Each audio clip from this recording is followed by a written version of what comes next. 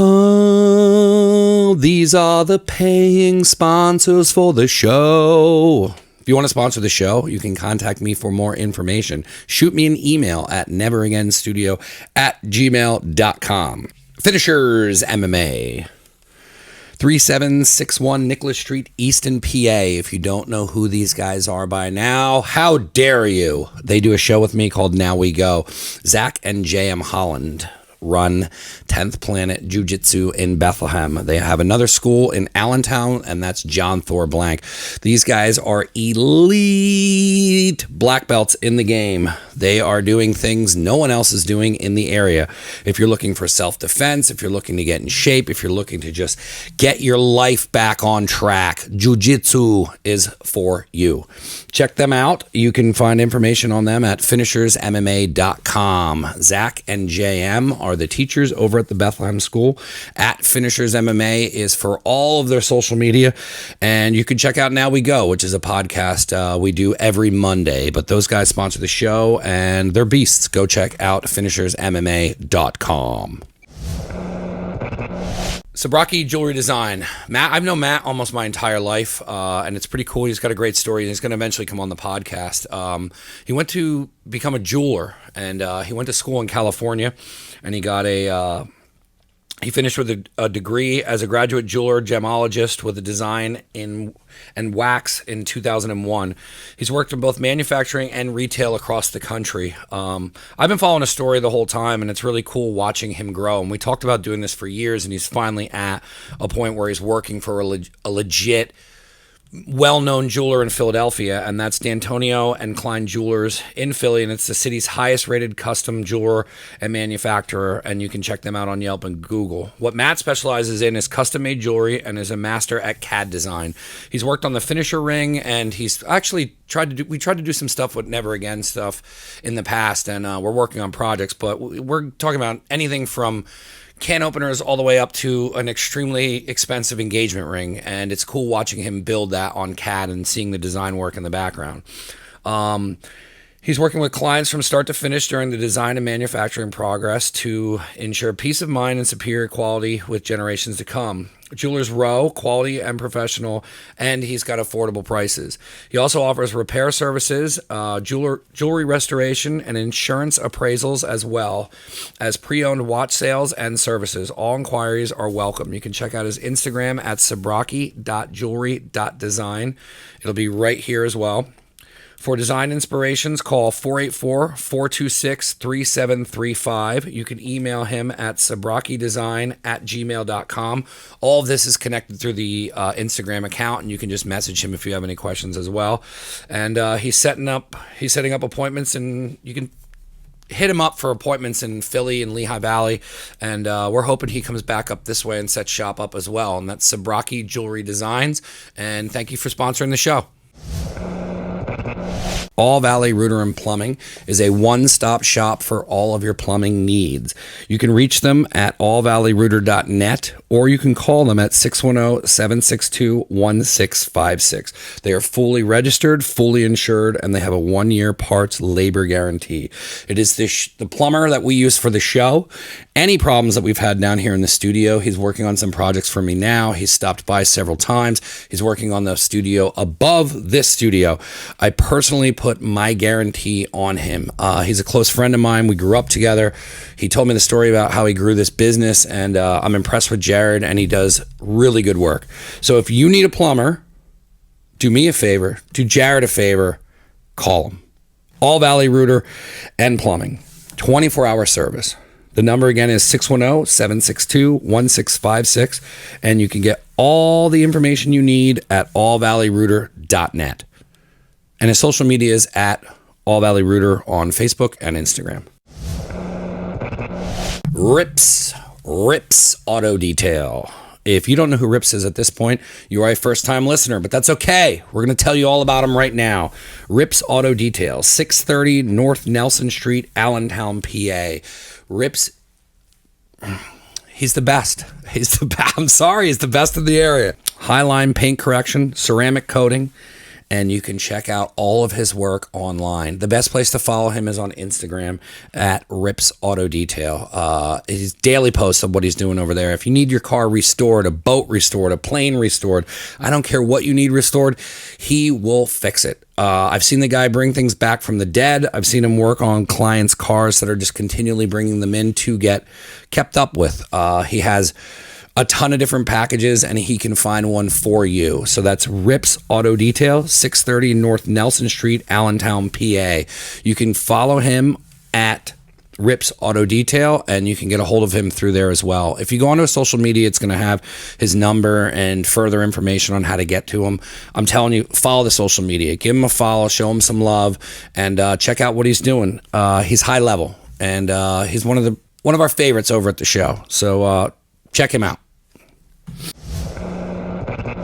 Luke Delmeyer Custom Knives. They are high-end custom knives made and forged from scratch. Luke Delmeyer, friend of the show, out of Hellertown, Pennsylvania. He offers bladesmithing, farrier services, and blacksmithing as well. You can take classes over there. That is the thing that I push. I have a couple people that went over there, and you take a class and you learn how to make the knife. You start from step one all the way to the end, and when you're done with the class, you're walking away with your own custom knife that you made.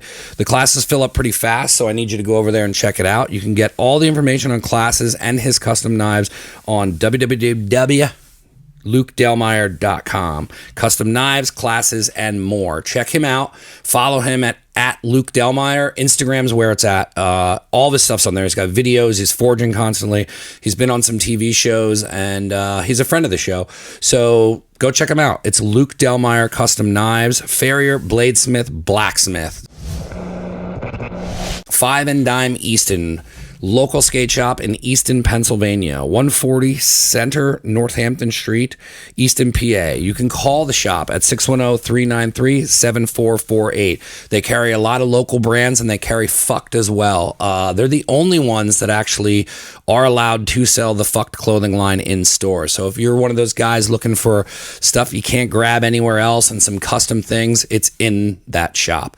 I've worked with these guys. We've had them on the podcast. It's awesome seeing the Easton skate scene have their own store.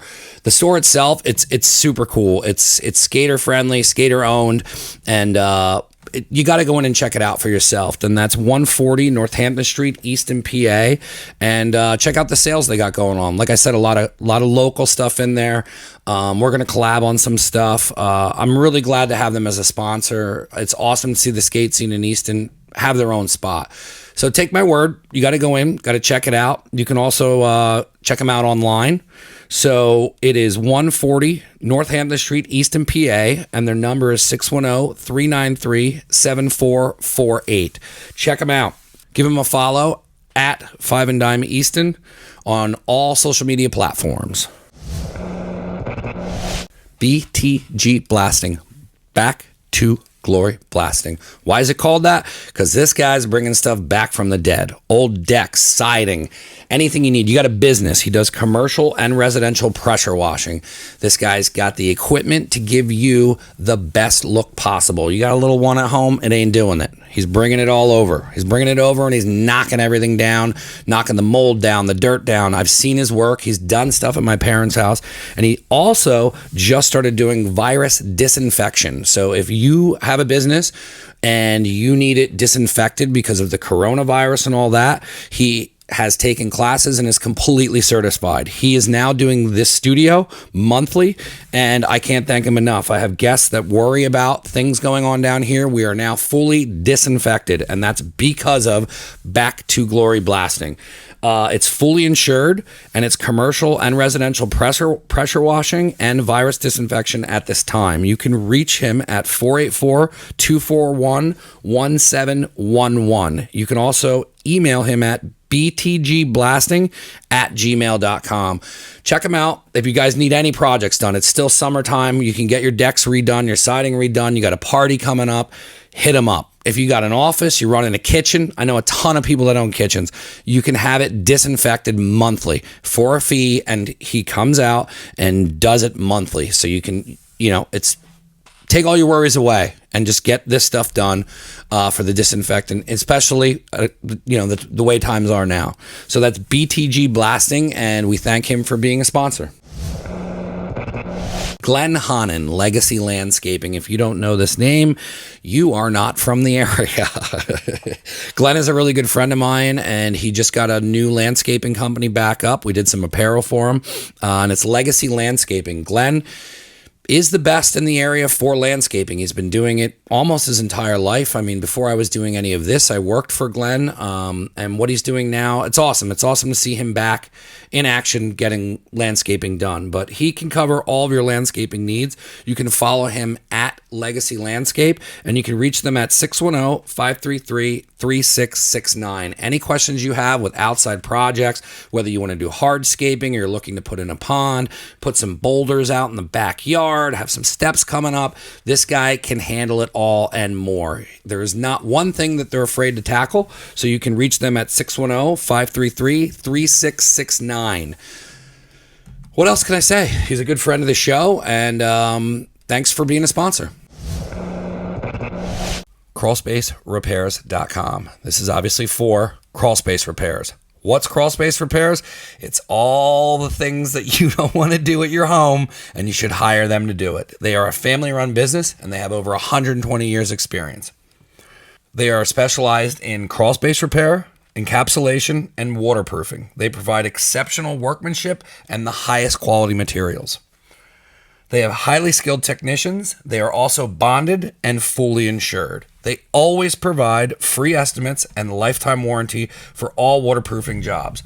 You can ask about their price match as well. So when you do that, you're going to need to call 1-570-476-5866. You can also go directly to their website, which is crawlspacerepairs.com. If you have any crawlspace repair needs, please contact them. 1-570-476-5866. That's crawlspacerepairs.com. It was like a good compliment before we start. Never Again Radio, episode 79. Ooh. Yeah. Welcome to Never Again Radio, gentlemen. Oh, thank you for having me. You guys are Smooth Roots CBD. Correct. Ben and Kyle. What is CBD for anyone who at this point does not know what CBD is? I would say, to put it in its simplest terms, it is over-the-counter medical marijuana, where you don't need a medical marijuana card and it won't get you high. What a very... I feel like you've been asked that question a lot. A few times. Now, are you guys both from the area? Yep. Where did you grow up? I grew up in Nazareth. I didn't know you both were from Nazareth. Yeah, I was 1 grade below Kyle. Look at all these Nazareth people doing stuff. Yeah, all 4 of us. Now 3 of us. Yeah. But we all, me, Dylan, and Matt. Yeah. Previously, Matt. We all graduated 2011, and Kyle was 2010. Yeah, and I heard about you first from, I believe it was when you first started doing it, from Dylan's mom.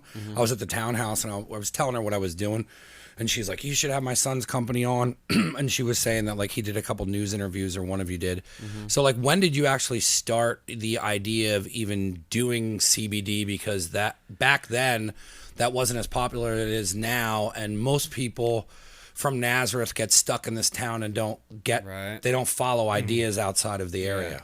I mean, so it's a little bit bigger of a question. I was going to school at Kutztown, and I went through like 5 different majors, never graduated, and I was just like, I knew I wanted to do something with business, but like, it's not. I want to do something in the cannabis industry. I found out my second year at Kutztown, so I moved to Oregon in like 2014 just to get into the business. Bend, Oregon, Central Oregon, never been there before. Packed my car up and sent it out there because one of my buddies at Kutztown moved out there and started working for a dispensary. He's like, hey man, we're about to open up. If you want to come out and get in the business, I'll get you a job bud tending.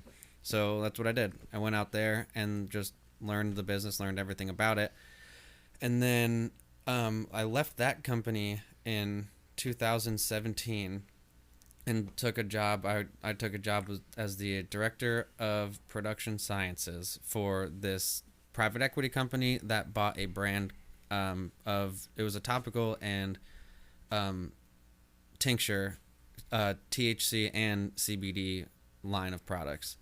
And I was brought on to help with the distribution of the CBD and to expand the THC lines from California into Oregon and Washington. and I had an idea of how to just try and sell more CBD product in Pennsylvania. I was like, let's open up a little. We've got the people. Let's open up a little store, and we'll make this brand the brand, our headlining brand that we sell through the stores, and because all these people are opening up CBD stores, and we'll just move more product like that, and I'll make more commission. We'll do what we need to do. Let's do it. And he was like, yeah, sure, we'll do that. Okay, we'll do that. And then a couple months goes by, and we never did that. And I'm just like, we're letting a good idea go. And then at that same time, and for a couple of years prior, me and Kyle and Matt and Dylan, me and Kyle started this little investment company, very small investment company. We held like stocks in energy and cannabis. And then we brought Kyle and Dylan on just to, sit on a call every week, throw ideas around, see what we could do. And then like a year and a half later or so, we had like $4,500 or so in cannabis stocks. And at the end of 2017, right before Canada legalized adult use, the market just, it just shot up. And we turned like $4,500 into 22 grand. So then we sold 20 of it. And I'm like, Levi, bro, we got this idea. We're going to go do it ourselves. So Dylan was living in Oregon with me at the time. He moved back home, and we opened up a little mall kiosk to sell CBD in the Lehigh Valley Mall. And then we turned it into the 4 stores, and then we got another dispensary that we're putting up in Oregon right now. There's so many crazy points to touch on in there. One is I don't think people understand how in depth the back end of CBD is, where you were like talking about like science and distribution. Like, I think people kind of look at that sometimes, and it's just like, I don't know. I never looked at it as like it's a business behind a business, but then you explaining it, it's like, oh shit, like this is a legitimate thing that there's moving parts behind that you can make money on, and it's a thing coming up that's kind of new at that time to be in like the industry. Yeah. And then it's also, I like hearing how you didn't let it go, that you had your idea and that like you believed in your idea. And I've worked a million places and tried to talk people into doing things like, hey, we should do this and we can make more money that way. And then they're like, yeah, sure. And now I see myself coming back to those ideas. And I'm like, now that I know what I'm doing, I'm like, I'm definitely like, those are good ideas. And a lot of times, I don't know if it's business owners don't listen to ideas because they want to have the idea or if they're too busy to ignore it. But I love that you were like, later, man, we're like, go doing this thing that I believe in that you did not. And then now we're running our own thing. Right. I do got to be a little bit honest though. I didn't just up and leave the company. Yeah. But when I was still working for this company, Dylan, who was living in Oregon with me at the time, I got him the job at the dispensary, and we were just doing our thing out in Oregon. Awesome place. But he moved back home, and probably about like 6 months into it or so, we were like, all right, this is working. We could open up another store. So then I was like, hey man, I gotta go. Yeah. I gotta go back to Pennsylvania and open up this store. Gave you the idea, but yeah, here we are. So. Now I'm going to go do this. I like that though. Yeah. I like people that have an idea, they believe in it, they work at it. And I like that you guys had like the crew together, you're bouncing around ideas, and it brought me back to like when I started this, and you do have like those weekly calls and you're trying to meet up and you're figuring stuff out because you don't know how to do it because it's a thing, and then watching it grow into where you have what, 4 stores now? Yeah, we have 4 stores and we're putting up a dispensary right now. Well, so we have 4 CBD stores in Pennsylvania, and then our partners out in Oregon at Trichome Farms, they have 2 OLCC licensed cannabis adult use cultivation facilities. And then they have another dispensary that we co-branded as Smooth Roots, and then we're opening up another one. That's in McMinnville in Portland, and then we're opening up another one in Lincoln City. So when you guys came down here and you opened the kiosk, and then, I mean, were you connected to the grow houses in Oregon at that time? No, we weren't connected to anything at the time. All we had was our knowledge, and we had certain connections. So like we some knew vendors, for vendors, like we knew where to buy good quality CBD products from, but we didn't have anything on the back end of like, to make your own. Yeah. All we were was a little 16 square foot kiosk that the Lehigh Valley Mall gave us. They gave it. What'd they do? They wanted CBD in there and see if it would sell? Well, no, it actually took a little bit to open up that to get them to be like, okay. But those little, everybody's got the same kiosks in those malls, and so it was just one of those. So you pay like $2,000 a month, and they give you a little kiosk, and you can set it up. We got the vinyl wraps, whatever we needed to do for it, and we were CB Depot at the time because we thought that was a a cute name, Yeah. if you will. And it ended up being I thought it was a pretty cool name. Yeah. But then one day, one of the guys from the vendors called me and he goes, "Hey man, which CB depot are you? Because I got 16 on Yeah. my list of." Turns out a lot of people thought it was cute. Yeah, we were not the only ones. So we're like, all right, time to rebrand. And then that's when you guys came up with Smooth Roots. Yeah, Dylan actually came up with that name because we were talking about trying to get a vaporizer cartridge brand private labeled through one of my friends in Washington, which ended up not working out. Oh, I forgot about that. Yeah.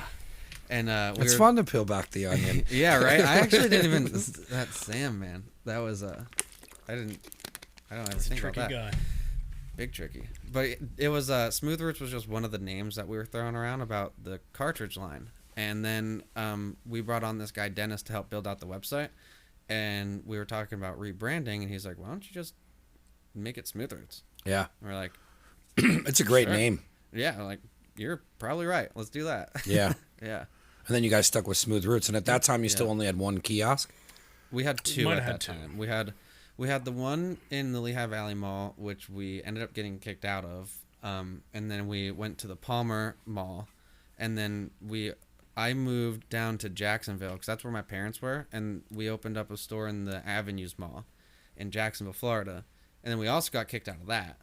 Why do you guys keep getting kicked out? So the first time in the Lehigh Valley Mall, we weren't sure. It was our first thing, and the Lehigh Valley Mall wasn't sure of the concept. So we're like, all right, let's sign a 3-month lease. We'll just see how it goes. So Yeah. neither of us are too attached to it, and if it works, we'll stay.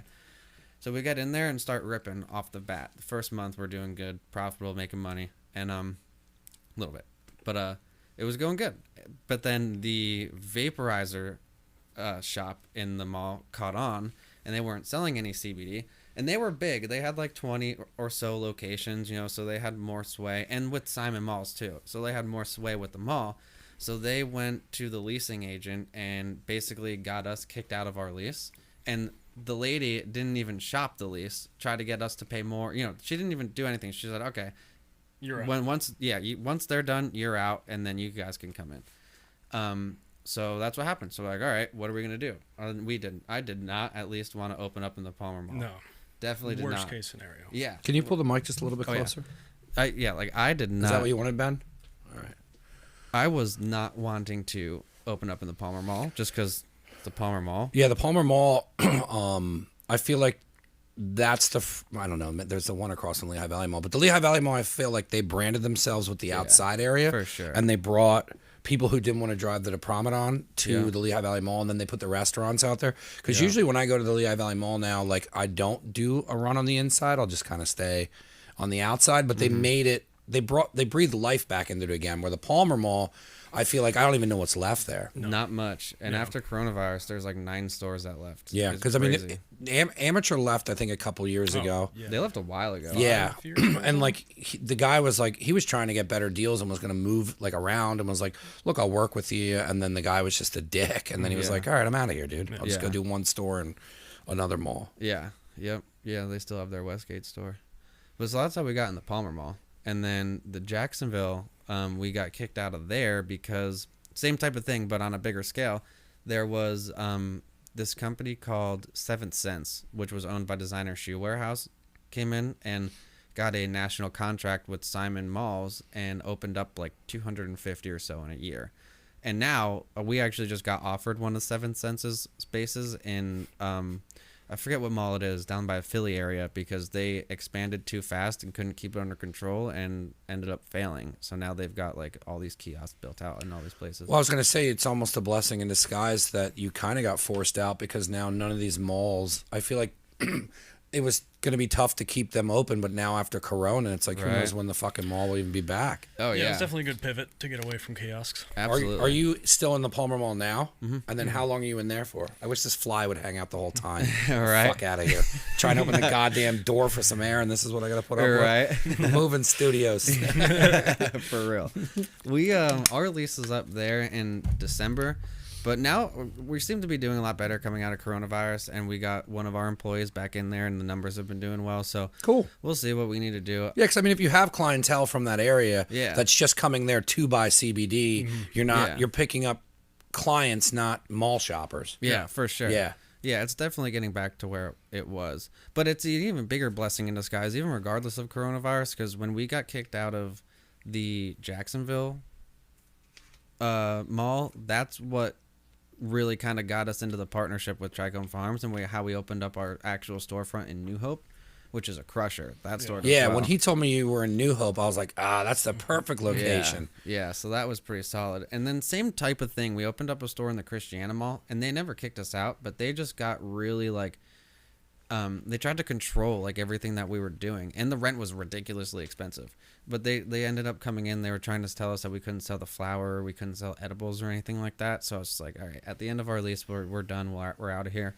And that's how we just opened up our Newtown store with same partners. We just put in a couple extra dollars, built out a new store, and no more malls except for Palmer. But will you stay at Palmer? You think it's worth staying at the kiosk, or do you think just finding a different location to do it at around here? We'll see how it goes. I just don't really want to take on the open up another store. You know, like if we're doing decent over there and we're getting back to normal from coronavirus, I think it makes more sense just to keep that rocking over there. Yeah. Because it's going to be hopefully relatively soon that Pennsylvania switches. When are they supposed to vote? I was at Five and Dime and I was telling them that you guys were coming on, and then we were just talking about recreational, and he said that they're voting in like 2 days for it. No, so Pennsylvania, New Jersey, it's on the ballot, but Pennsylvania, it's not on the ballot, and I don't think it's going to go to a vote. Wolf has been calling on the legislature, on the legislators to produce him a bill that he can sign. Yeah. But big caveat to that is that he thinks, and because coronavirus, and he thinks a good way of expediting the implementation of it is to roll the sales out through the state-run liquor stores. So is that good or bad? Big time bad. Yeah. Yeah. I don't think a lot of people like Governor Wolf. Yeah, I don't think so. It's just like fuck everything up. Yeah, for sure. It's like anti-small he's business. Just fucking the restaurant industry completely up. Absolutely. And he's like, hey man, let's just stop. No one can drink after 10. What the fuck? Right? Why would you want to drink after 10? Yeah, what does that even mean? And I have to order food to get a beer. Yeah. Like, I forgot coronavirus is scared of food, right? Yep. And you don't get it if you're sitting down, but the waitress who's bringing your food can die. Yeah. It's fucking stupid. Yeah. So now it's like one of those things like that Cali went through where the first time they were trying to pass it, where everyone was like, don't fucking vote on it. Mm-hmm. So it's like, do you have to wait now for the correct ballot to come through? Because if it's ran through the liquor stores, then how does that fuck you guys where you're not allowed to sell recreational, but state stores can? I honestly am not sure. I can't really speak to it much farther than that because we don't have anything to look at. Yeah, they don't have. It's just hearsay from what he's now. Pushing There down. have been a couple bills introduced though over the last not that long of time. Yeah, and one bill is through the liquor stores. The other one is just like a private industry. You know, like how all the other states do it. Yeah. So how do the other states do it? It's just just like any other business. Yeah. You just open it and you got to buy a license to sell so recreational marijuana. Yeah, so like in Oregon, you have the Oregon Liquor Control Commission, and they regulate liquor sales. They also regulate the cannabis sales. And they license you, you pay a license fee, and you have to use the metric system, which you pay for. But other than that, it's private ownership. And you can buy if you have an OLCC retail license, you're not connected to the state at all. You're just a private business owner. And if you wanted to sell your license or sell a dispensary, you can just let me know, and then we'll go through the OLC license process. They'll just, make Same sure thing with somebody selling a bar, selling a liquor license. Yeah, yep. Yeah. Man, there's so much involved in this. I see where all the headaches are. Oh, yeah, it's crazy. But you guys are still doing good without the recreational, but the recreational is what would push you over to be... You would just it'd change the business completely. Yeah, for sure. That's our whole goal is to and even from the beginning is let's open up this store and we're going to use that and we're going to operate as if and as closely as if we were a licensed dispensary. Like we do all of our inventory reports. We keep them on file. I keep all of our invoices and everything. We've got our security as much as we can and afford to.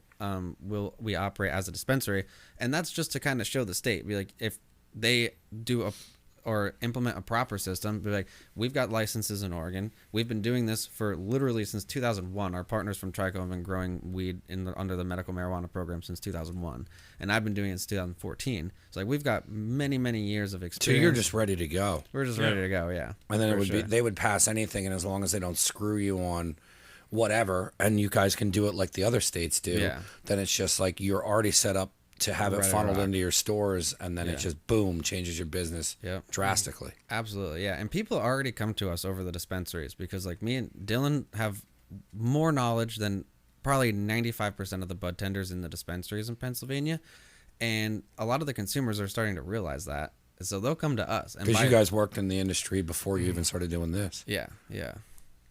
For a while too, and like we were so busy, we would have so many people come through that store. Like we would literally do like almost $400,000 a month at the store that we were working at. So we would just constantly have all these people that were coming in. That's a lot of fucking people to talk to. So many people.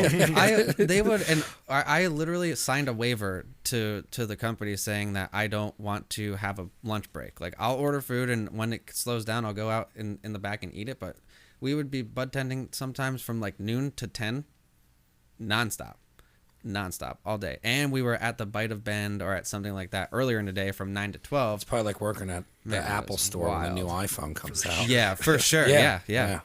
That's definitely a comparison, especially when that's we would fucking get some, crazy. Yeah, it's crazy. So what'd you guys do? Just work nonstop and just soaked up all the fucking information like a sponge? Yeah, and we had people come in, and we still do, but like back then, people would come in, an 80-year-old grandma that's got like severe rheumatoid arthritis. She comes to us asking us questions, and we're basically her doctor at this point. Yeah. You know what I mean? So like, but what an edge to have on any other CBD store who's just in it for a fad or to try and push it and just grabbing products where somebody comes in and they're like, hey man, like this is fucked up, that's fucked up, and now you can almost treat them using CBD and give them advice because you guys fucking crushed all that years of experience on top of it. Yeah, exactly. Man, that really separates you guys from a lot of fucking people. Yeah, and just the fact that we have the farm and everything on the back end, which we now produce our two like in-house lines at. Like, we've been doing it properly, organically,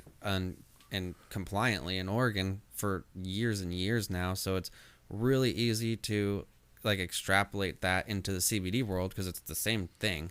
And then it just, once you can give people the information that a lot of people can't give them, and then it's backed up by a product that actually works. And we've been independently lab tested before. One of my friends now, he went on our website and bought one of our state tinctures because we're and still are really big on the testing. And I'll call people out all the time. We'll call these companies out for them if they have failed test results, or if they, like. So they can have failed test results and still push their CBD? Yeah, because CBD, it's not regulated. What the fuck? Yeah, man, it's wild. See, I believe it was CNBC did a study on it not that long ago, and they're not the only people. It's been done many times.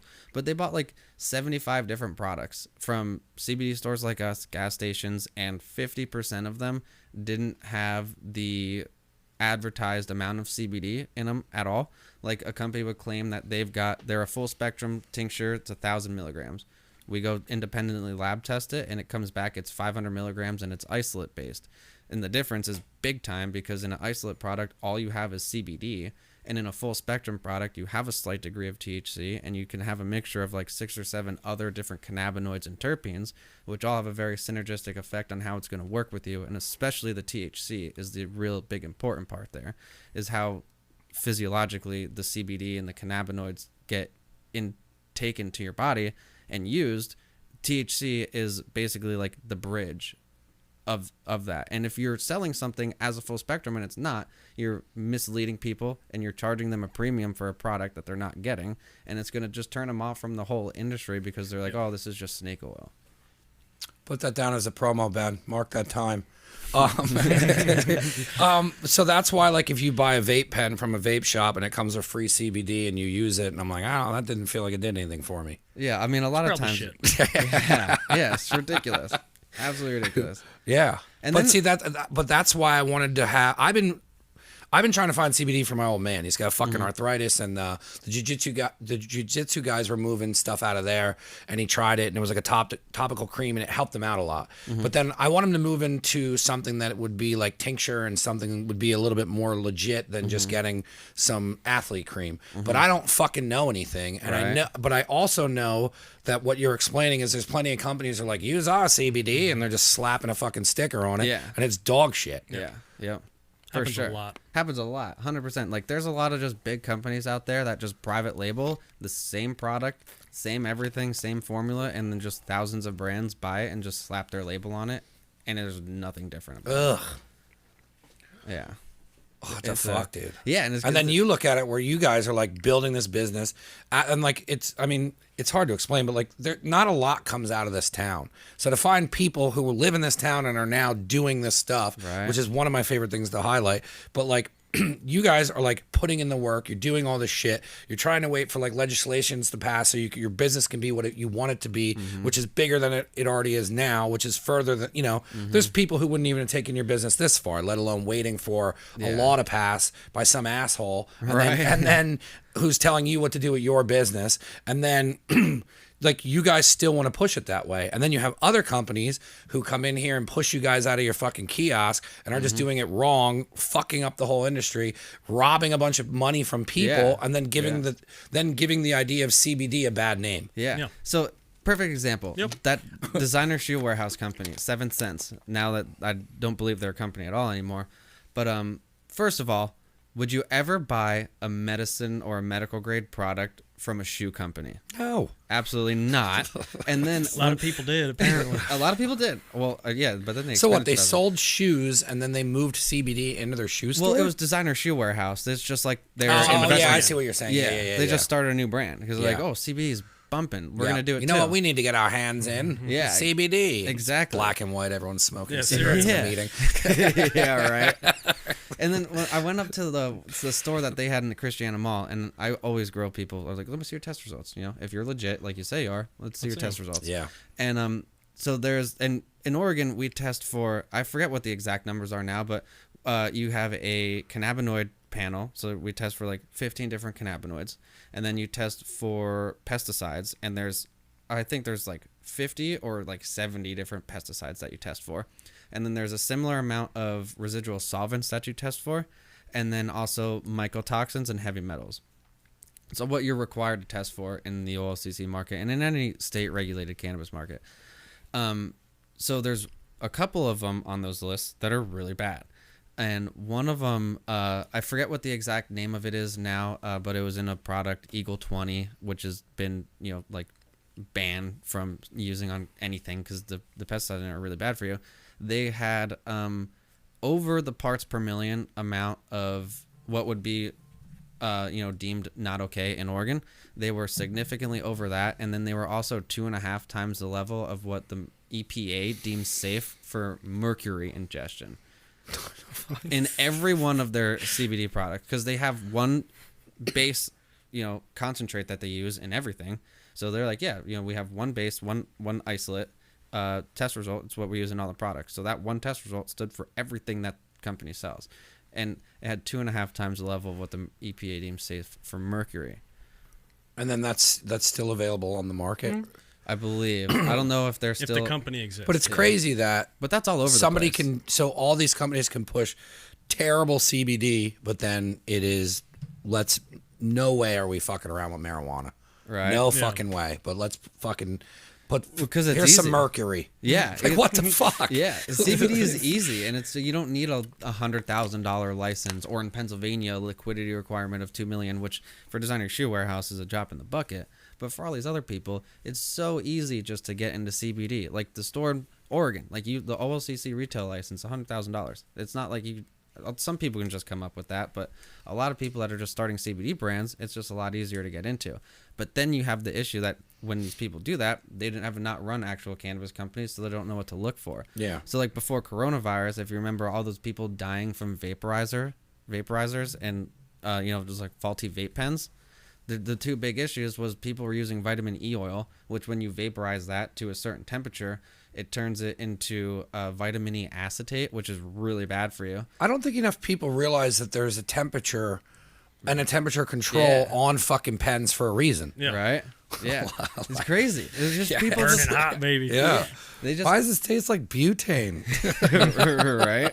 It's not clean. Yeah. It's the butane's still left in there. It's crazy. And then cheap vape pens too. The cheap vape pens, they use cadmium. It's one of the heavy metals that we test for, legally required to in Oregon. It's a binding agent for cheap steel. And when you heat it up and over time, that leaks into the oil itself and changes into, I think it's hydrogen cyanide, I think it changes into. When they first came out with vape pens and the vape shops started popping up around here, I got one for cartridges when the cartridges were coming out.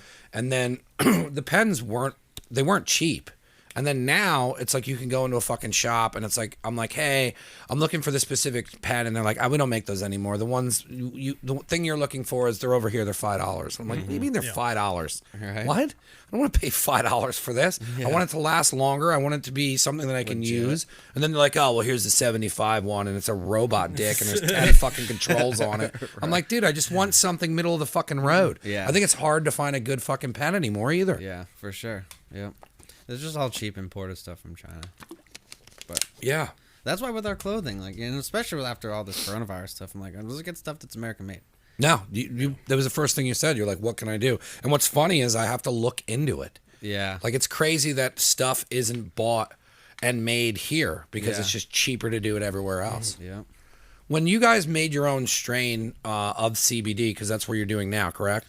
It's not our own strain. It's just just like a product line. Yeah. So like we grew in Oregon at the farm 2 years ago, like an acre or so of hemp, and left us with enough distillate to make. That's kind of like what I wanted to get into. I must have said it wrong, but like, what was the process of you guys creating this from the grow house all the way to putting it in your stores? Because I'm sure that wasn't easy to just get connected to a grow house and like start having control over your product instead of ordering what other people do is where they're just putting the dog shit and putting a sticker on it and serving everyone mercury. Well, so it's what was the process of doing it the correct way? It was a little bit easier for us because I already had all the connections out in Oregon.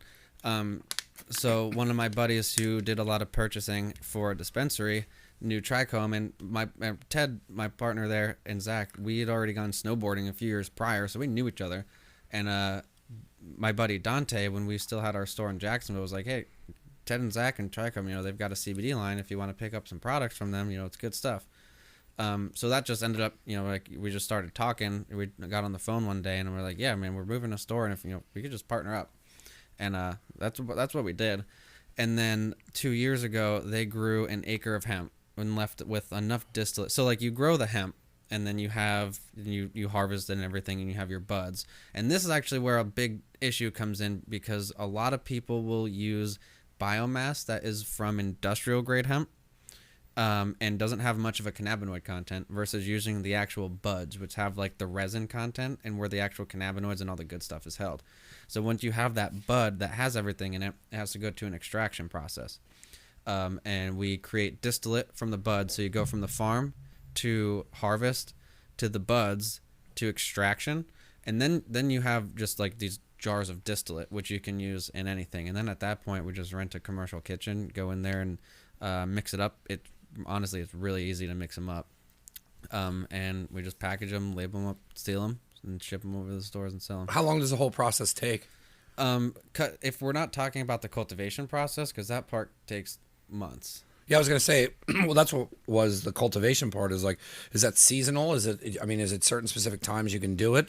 Is it in, Yes and no. It depends on how you're growing it. Like in Portland, it's pretty seasonal. Like you're not going to run a outside cultivation facility in the wintertime. But I mean, if you go down to Southern Oregon, Northern California, it's a different situation. Or you can run it in a greenhouse. Yeah. You can have a light assisted greenhouse, and then you're basically like indoors. So you can run them pretty much whenever. Like at the farm, they got a greenhouse, like a 1,800 square foot greenhouse that's just nonstop turning all year round, because it's got heating and it's got everything that it needs. It's got the supplemental lighting, and then you just take the roof down. If it's a nice day, get the sunlight. If it's raining, which it does a lot in Portland, you just black it out, put the lights on, and you're good to go. Now you have an indoor grow room. Or you can What have a crazy business. Yeah, it's wild. Or you just have a straight up indoor room where you're just running stuff and it doesn't matter where you are. Yeah. And people grow hemp like that now too.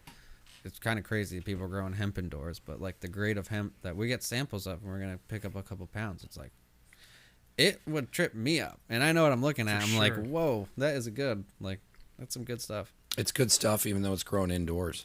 Yeah, because it's environmentally controlled. I think the best, personally, in my opinion, I think some of the best bud comes out of a light-assisted greenhouse, the light depth greenhouse, because it's basically indoor, but the lights will never be able, you were never going to be able to replicate the sunlight. Yeah. Yeah. So it just gives the plant a lot more than what it gets, but the big issue is that it's environmentally controlled. So you don't have all the pests and stuff running around, and you don't have dirt that can be picked up in a windstorm that could come in. It's just clean if you're doing it right. It's clean. Everything's on a timer, and air comes in and out as it needs to. You're on CO2 inside, and it's so in depth. Yeah. And you learned all this from being out there. Mm-hmm. That's crazy. Yeah. And then so you guys get the product in, you make it in the commercial kitchen, and then it's just labeling and branding, and then moving it to your stores. Yep. From there. Yeah. And then what do you so then you go from there, and then you move everything to the what's on the shop shelves and everything, and then it's just selling it and moving it, and then it's repeat when it needs to be filled up. And Yep. how annoying is it to, like, how do you control when you need more? Or is it like something that, like, when it's harvested and you make it, like, what's the shelf life of CBD? It'll last for a little bit, and if you keep it like out of direct sunlight, because the sunlight can degrade the terpenes and the cannabinoids, but if you just keep it in like like room temperature out of sunlight, it'll last for a while. So like the jars of distillate that we have, and if you keep the distillate in like a fridge, and it'll be good for a long time. That's crazy. Yeah, so there's literally, I think there's still like 20 liters of distillate at the farm. So we haven't needed to grow more hemp. And right now it's just the market. It just doesn't make sense to grow it because you can buy it for cheaper than you can grow it because so many people are growing it. We're growing it now. Yeah. So as long as you have the good sources for it, you could just buy it and extract it yourself, or you just buy the distillate itself, because that is what makes sense. You just buy the distillate and mix it up, and you don't even have to go through the process of cultivating it or extracting it. What's it been like for you having him come back and being like, hey, I have all this information. This is what we want to do. Now we're taking this thing and moving it to another level. And then now how you've been a part of this with opening stores with them.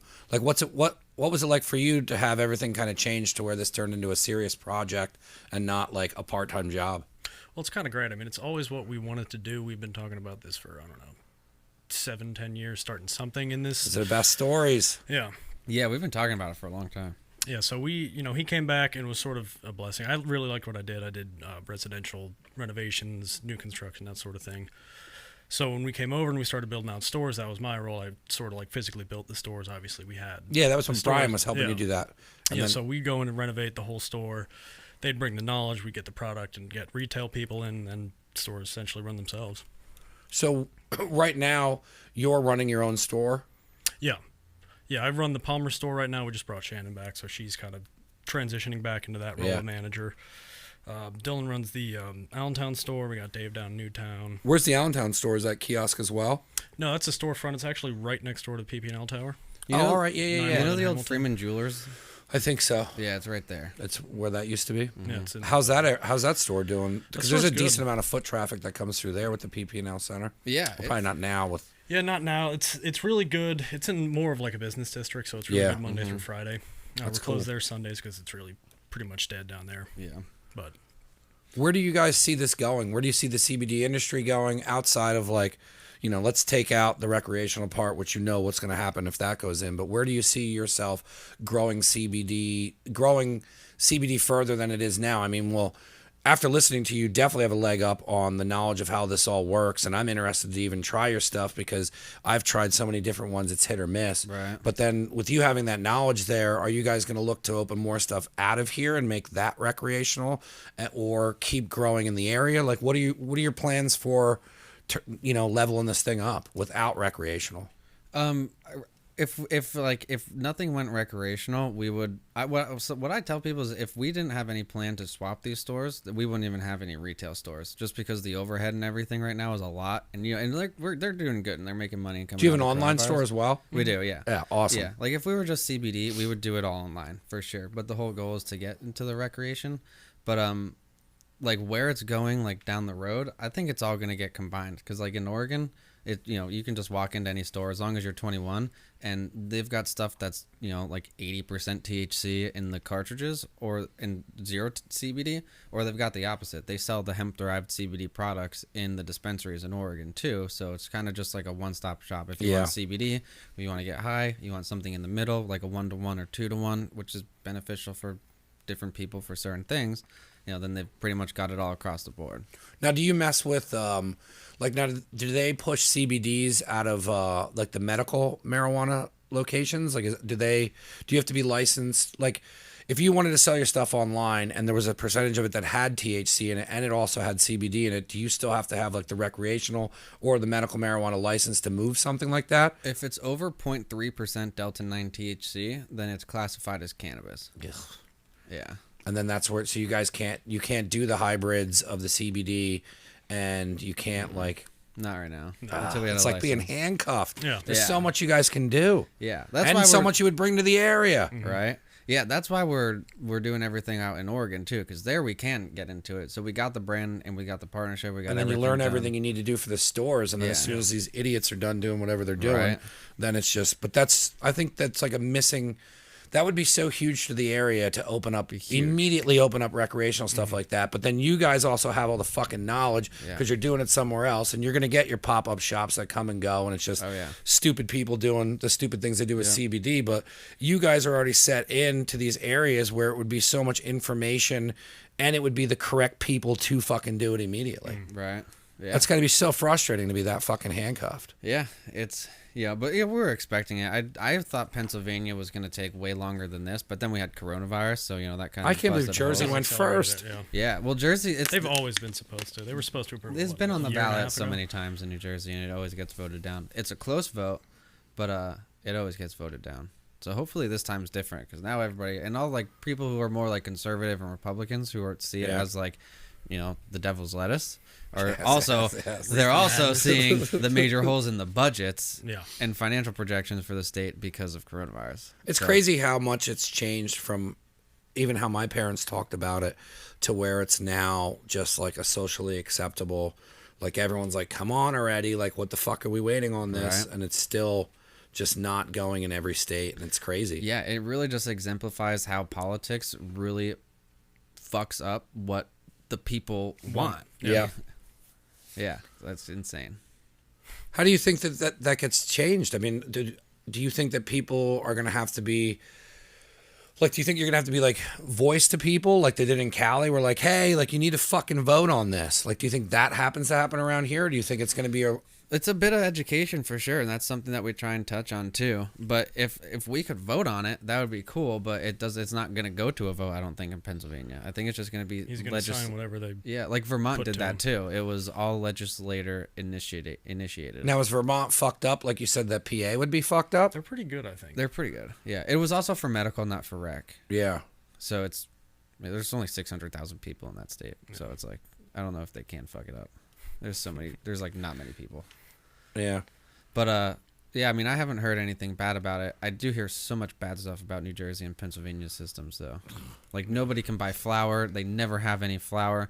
Just the other day, yesterday I went to go meet up, home base. Yes. I was talking with Poe for a little bit, and he's like, "Yeah, man, if you guys have, because his wife has a medical card, but she gets him because he wants stuff that's just like high CBD, no THC, so he can like smoke it, help with. Now, can you get that from the dispensaries? No. Why? Exactly. Yeah. Exactly. Because even then, if you got hooked up to even supplying the fucking the, there's still another avenue. You guys have so many avenues you can go down, which is why I see that you are patient with it, because you have options. Yeah. If you didn't have options, you'd probably be like, fuck it, and you'd move the whole thing to Oregon. Yeah. But like if you were able to sell your 86% CBD or whatever to a dispensary for medical reasons that somebody like Poe would want that, why the fuck can't you? because we don't have the license. And when we started in Pennsylvania, we didn't have the resources to meet a $2 million liquidity requirement to get the license. God. Yeah. So I mean, now it's a little bit different. If we needed to, we could, and we would if the state was accepting more license applications. And they're not. No.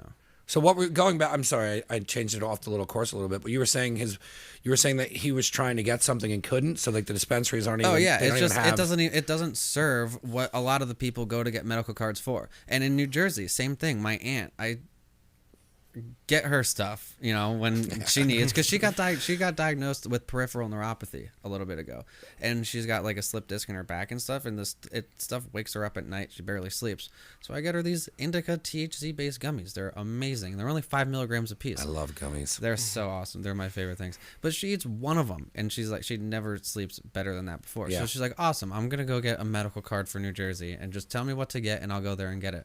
They don't have them. Yeah. Pennsylvania doesn't. Because you sell can't get edibles. Yeah. And you can't get what, pre-rolled joints either? Well, yeah, no, you can't. You're not supposed to You have to smoke vape it. You the- have to Oh yeah, vape that's it. right. Yeah. That's right. They Yeah. want you to vape it, but then why do they sell fucking flour or weed out of there? So you can vape So it. you can vape it. It's ridiculous. Yeah. So dumb. Yeah, I mean, it's here, and I have friends that have cards, and you can get it, and that's awesome. But it's still wrong. So Yeah, so for far to sure. go. And they leave it so, like, you have to be like a big company to be able to get into it. And the license application is absolutely crazy. So there was a lawyer that we were working with who we were gonna go through the Pennsylvania or New Jersey we were looking at. And she does New Jersey, Maine, Pennsylvania. She does a couple of these East Coast states. She puts people's license together. And she reached out to me a couple months ago, and in the last round of licensing, one of the people who were awarded a license, it got like retracted from them. So there was another license that was going to be up for grabs. So we were talking about it, and like, all right, word, let's try and do it. Let's go after it. So she's like, all right, but it's a hefty application process. Like the application is like 350 pages that she puts together. Yeah. Fuck? And she's like, so, said and done, if I'm going to do the license application, it's going to be like $50,000 for just a license Just to application. fill it out. Just to Yeah. fill it out. Yeah. No, not like, okay, you're going to get accepted with this. No guarantee or anything. Yeah. And then it's all based on a test and a scoring system. And then she was like, so it'll be that amount to do it, but we should go through a due diligence process to make sure that if we go through this process that you guys actually have a chance of getting a license. And that was $15,000. Oh my god. Like, yo, ridiculous. So then, what are your options at that point? It's just fucking waiting. Yeah, wait for Wolf to hopefully do it properly. But And then other it's than like that, you could focus you could have elsewhere. synced 60 fucking grand into that, and then they could have just been like, no. Gonna get rejected. Yeah, right. It's crazy. Yeah. So that's why we just focus on other places right now. And we also, I don't think we plan on opening any more stores in Pennsylvania right now because the goal is to get them switched. Right now, any one person can only be a party to 3 retail licenses in the state. So we got 4 stores already. Yeah. One in the mall, which is never going to be able to get licensed. So now, it just helps with cash flow and selling product and, getting and retaining customers. But other than that, like, if they're, just to be a little bit on the safer side of it and looking at what the future might be, like 3 stores is good. And then that'd be solid. We get 3 dispensaries. We'll be rocking over here. Yeah, it'd probably be more than anyone else would have in the valley at that point. It would be solid. And then if we need to open up more stores from there, we'd be able to sell. And you already have the information. You already have the pattern to do it, and it would just be finding people to run the stores. Yeah. Do you think that if the wait keeps coming and you guys have to keep holding out, you're going to start looking to branch out into other states and start opening up the rec shops like you want to do here, but just do more out? Because that's the other thing too, is you got, like, it's such an interesting business and you have so many avenues, and at the same time you can do this in other states, but go into the states that have the recreational and essentially just open up what you want to do here, and you really have no boundaries or limit on what you want to do with this business. Yeah, for sure. And that's exactly what the goal is. Like, for a little bit, we were working on some plans to get a license in Michigan. But then Massachusetts was looking a little bit better because I had somebody that we were working with, just a little bit of like distribution for CBD. But he went through and became a social equity applicant through the state of Massachusetts. and which is just like incredibly beneficial because for like a retail license in Massachusetts, it's like $50,000 a year in a fee to the control board for Massachusetts. But if you're a social equity applicant, you only have to pay 50% of that. You don't have any metric fees. And a lot of towns, they're only opening up the process of licensing to people who are social equity applicants. The shit that they do. Yeah. To just jump through fucking hoops is insane. Just jump through hoops. And quite frankly, to give people who don't, and not to say that nobody like deserves anything, but like, man, like we're sitting here busting our ass building this business, and then we legally have to give somebody off, from who doesn't have any experience in anything or whatever, like 30% of a company that we just raised $500,000 for to open up something here, only because we can't do it without that person. But is that how every state is? No, not every state is like that. So what's the states where it's fucking like normal? Like, yeah. Colorado, Washington, Oregon. Other than that, I'm not Probably sure not. about. And is it just Michigan? Michigan, same thing. So does it come down to politics on? Yeah. Like so then It's all politics. I hate politics. Everything is. Yeah. I wish it just was not involved in anything. Right. So like these other states that do this, they're up running, making money off this, and then we're just behind here, and we're just like, yeah, I'm still not thinking we could do that, and it could help anybody. And then, I mean, but at least you have the options to open in those states. But probably the only downfall of that is there's probably a shitload of stores like that. And then you have to stand out from the other ones, which I'm sure because of your knowledge and whatnot. But then you're looking at having to brand it better, and then you have to stick out more. Yeah. It depends on the state. Like Colorado, Oregon, Washington, California, they all have a lot of stores and a lot of dispensaries. But Massachusetts, it didn't. Yeah. Massachusetts Michigan, only Vermont. had, Michigan's got a bit. I don't know about Vermont. They're not rec yet, I don't think. But Massachusetts, there wasn't any. That's why it was so enticing too. So like, all right, we can pull a little bit of cash together. We can get something moving, and then we're looking at some. At least over the next like 3 years or so before they open up the licensing process, is like the sales figures were astounding. But then because of greed and people who don't understand a deal, it all got messed up. So you guys can't go to Massachusetts now. Yeah, I mean, we could. right now. We could. It would just be a lot harder of a process. And then a week later after that, we saw 3 dispensaries get fined like $800,000 because of like real petty like license infractions, like small. And then you have to deal with that shit too. Yeah, $800,000 fine. And if you got a petty infraction in Oregon, it's like like $4,000 or $5,000. $800,000. I mean that you're done. Yeah, and you don't pay that back ever. But that's what I mean. That's why it's all left open to these big corporations, because a big corporation, could probably eat $800,000. And because the dispensaries are doing $12 to $15 million. So these big companies who are pulling in $12-15 million a year, one mess up, and they have multiples of these things. Like $800,000 is all right. We'll make that back in like. It's a parking ticket to them. Yeah, exactly. That's fucking crazy. Yeah, it's absolutely ridiculous. Where do you see like the industry and everything going? Do you think it's going to go over to recreational? Like, what are your thoughts on how this area and the state of Pennsylvania is going to eventually be? Like, what do you see it going towards? I mean, I hope I see it going towards just like every other state does, where they open it up to like private business ownership, where the state just regulates it and tells us how they want to do it and has sensible regulations, and look to states who are doing it properly and figured out the kinks and worked them out. Yeah, it seems so easy to just look at Colorado and Oregon, just you don't need to take reinvent the framework wheel. and implement it. Yeah. States make it so hard to basically reinvent the wheel on how to do all this, and it takes months and years to rewrite And it's a crazy flawed that they just system. don't see. They're like, oh, hey, those guys are doing that. They're making this much money. Is there any way that we can make it a little bit better? And then vote on it and be done with it. Right. Like, what the fuck? It seems so much easier, but Yeah. That's nuts. But politics. it's life. But politics, yeah. I want to wrap up, and I want to kind of I know you guys got a shitload of stuff to do, but I want to talk a little bit more on how you guys plan on like branding it, and like we were getting into the apparel and all that.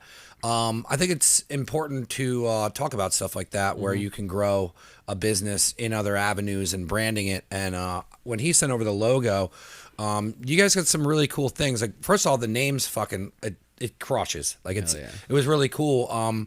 How's that been because branding and all that, that's kind of like fun. So how's that been, focusing on that outside of dealing with politics and stores and all that, like, and just focusing on that? We kind of really just started working on it, Yeah. honestly. Now that we got the 4 stores going and rocking, and we're not opening up new ones and focusing on that, we can focus on this and just content creation, marketing, and things like that, merchandise, whatever we need And like to that's do. that's the crazy stuff where I think people don't realize it because it's just in your face on the phone every day. But like there is such a monster inside. It's like a business inside of a business. Where like now it's like you have to focus on doing like Instagram little shorts, and you have to have your correct branding. And I think you guys are going in an awesome direction. What are your plans for kind of growing that side of it as well as from a business standpoint? Well, like Kyle, he's working with you on the shirts and everything, so we're working on merchandise with that. And like we were saying, I think it'd be, because we can't do any type of like paid advertisements, I think it would be cool to put up another website that we just sell the merchandise on. Yeah. And see what. Just plug right through that. Yeah, exactly. Yeah, because then when we can touch on that a little bit, because you guys can't sell anything. I mean, did your social media get pulled down a lot? We have 10,000 organic followers. I saw built that. them. Dude, that's not easy to do. Well, yeah, we built that. I ran the Instagram. Good Built for you. that in about a year and a half. That's fast, and you did a lot of things correct. And then right when we hit 10 grand, engagement was dead. Dropped off a Absolutely. cliff. Yeah, it was crazy. And now like we'll go on and the same type same type of posts on everything we'll do. And I get it, you have to switch stuff up, and we do. We'll switch stuff up. We'll switch up hashtags. We'll do what we need. I don't think it's more or less switching stuff up. I think they bury a lot of stuff. Yeah. I think when you get to a specific level of followers, they see what you're doing and how fast you did that, and it's organic, and they want you to start like I'm in the problem now where I want more people to see my shit. So it's like, in order to do that, the way they have their shit set up is like, I was talking to my web guy on the way here, and I'm like, dude, we got to get the shows out there further. And they do good organically, but I don't want good, I want great. But you have to pay for fucking great unless something goes viral. Yeah. So it's like, now I have to budget in taking money from the fucking business now to pay fucking Facebook ads or to promote on fucking Instagram. And it's not just you guys. I see Scott Straka moves a lot of stuff online, and he'll just get like shadow banned and buried. Oh yeah. And then the other guy that's coming on, Ink Monster, he's got a big following. He posts a lot of political stuff, but like they'll just fucking slow him the fuck down. What side of the political spectrum is he on? He's pushing like guns. He's pushing like Exactly. Blue Lives Matter. He's pushing all that shit. Yeah, they and don't want you to- that's a big issue right now. Yes. They have hearings about it. Is the but censorship? I'm excited to dig into a story, because he was like, do you want to get into politics? And I'm like, look, I'm not a big political guy. I want to tell your story, and then we'll touch politics on the end, Yeah, and then for you sure. and Jesse can go back and yell at each other, yell together. That's not my thing. Yeah, for sure. So like I was talking to him, and he was a cop in Bethlehem and used to give out skateboards to people and shit. And then the police department didn't like what he was doing with social media. So he walked away from social media, and then now he's an influencer. He's got over 30,000 followers, and he's moving apparel, and like you can do that. And like that's what's important about having your apparel, growing your social media, is you can make that extra side money to pay for all the things that you've been talking about that people don't fucking realize. Right. But then social media doesn't allow you to fucking do that. And it's just like, what is this platform for? Because you don't have a problem hammering fucking Trump and Biden ads down my throat every other fucking day. Right. And then you don't have a problem taking money from people by, the algorithms you get off their phone because they said Puma and now it's showing up in my ad. So it's like, they make it hard to grow a fucking business anymore. Yeah, for sure. Like, that's going to suck to put that much work to 10,000. And then now it's like, fuck, man. Like, now do I have to pay? Might as well have like 800 followers. Yeah. Yeah. Yeah. It's insane. Do you guys move CBD through your Instagram? Like, do you have people hitting you up on there a lot, or is it? Yeah, for sure. But I'll just try and send them into the store. Yeah. If they're within a couple miles, 10 miles or so. Yeah. What store is closest to you? Come into the store. Yeah. Because that's what we want to do, is support the stores, so we can Absolutely. just stay till we swap to rec. But I mean, but that's another thing which is annoying, that we can't do Facebook. Because in a perfect world, I would love to. And Facebook is pretty in depth. You can let's target with 50 miles and out. Yeah. Of a certain demographic, but we can't do that. So let's start a website for the merchandise and do it that way. There's ways around it. Yeah. And like when you start moving the apparel and all that, you'll be able to get out. You'll be able to get out your message. You'll be able to get out your advertising. You'll be able to get all that stuff through different avenues of doing different shit. And it's like, like doing podcasts. It's like you can put this story out. And that's the thing we were talking about, is he's like, all right, well, we can start getting in direct marketing where you can take the Smooth Roots podcast and then pay to have it go out, but you wouldn't be able to do that just trying to move CBD, which is insane to me because it's legal. Yeah. And right. you paid a business. shitload of money too. Yeah. But I don't know. But yeah, the other guy was having problems with it too. It's crazy the way that shit goes. Yeah, it's absolutely insane. I think it's wrong, but It's totally wrong. yeah, it's absolutely. And then they make it seem like it's not a filtered and it's not a It's a totally unbiased platform. Yep, and then Yeah. it's not at all. Okay. Yeah. It's not. You can't even put Corona in a fucking hashtag anymore because then they tag, here's information on this. Yeah. I was just like, I was talking about the Fast and Furious and some beer. Right? Yeah, for real.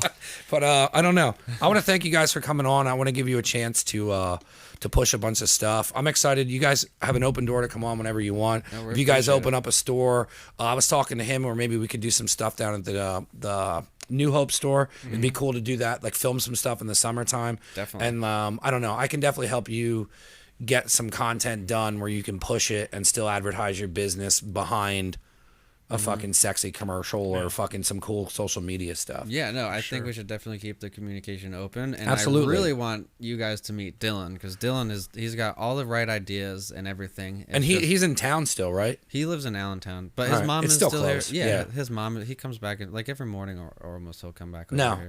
I want to reach out to him because his mom's the one who actually set this up like 2 years ago at the fucking townhouse that's when I was there wild. late I would- night. yeah, I thought I was just Kyle- having a beer. I love going there. I love that. That's like if you go into the townhouse, there's like I don't know. It's dark. It's like it's my favorite fucking dive bar. Right. It's great. The jukebox you can blast all the way. Hell yeah. But I used to just go in there and sit in the corner, and if she's bartending, I bullshit with her and had a couple beers, and she's like, and I was telling her, she's like, you gotta have my son on, and she was like showing me ads. She was like, they're doing this and that. So it was cool that this finally came full circle, but I want to help him out with doing the cooking stuff. Yeah. Because eventually I want to do a cooking show down here, and that's another way to be doing CBD cooking. Yeah, for and you could sure. do simple shit. Yeah. There's a lot of shortcuts I can show them on to do that. Yeah. But if you guys want to give a chance to plug where anybody can find any information on the website, where the stores are, what your social media is, and then I'll have it all tagged in the end of the podcast and the info shit anyways. Word, for sure. Hell yeah, it's the website is smoothroots.co, Instagram is smoothrootsco, Facebook is what, just Smooth Roots? Just smoother it, yeah. Where are the store locations at? We've got one in the Palmer Mall, one in Allentown, 911 Hamilton Street. We have 110 South Main Street in New Hope and 120 South State Street in Newtown. Cool. Anybody who's a new listener, you can go check everything out at neveragainstudio.com. That has all the podcasts, YouTube stuff, everything. It has the apparel on there. And you can get a hold of me through that website as well. I always fuck closing these out. I always fuck it up. So thank you for coming on. I definitely want to work together on some other projects, and you guys literally anytime you're doing anything, if you're in the area, if you want to do another one and bring Dylan on, we'll do whatever you want. That was everything I wanted and more. There was so much fucking information in that, and I think it's important that people know that there's a difference between a CBD shop and a CBD shop that knows what the fuck they're doing. Right. Absolutely. There's like some of the points that we hit. We can make podcasts specifically on those points. For sure. And Yeah, We can talk yeah. for an hour on them. For No, sure. I'm down. And like I'm gonna be changing this format out again soon, so I'll be able to have 4 people at the table so we can run it back with Dylan here as well. Oh, yeah. Cool. Thank you guys. Yeah, we appreciate Thank it. you. I believe it,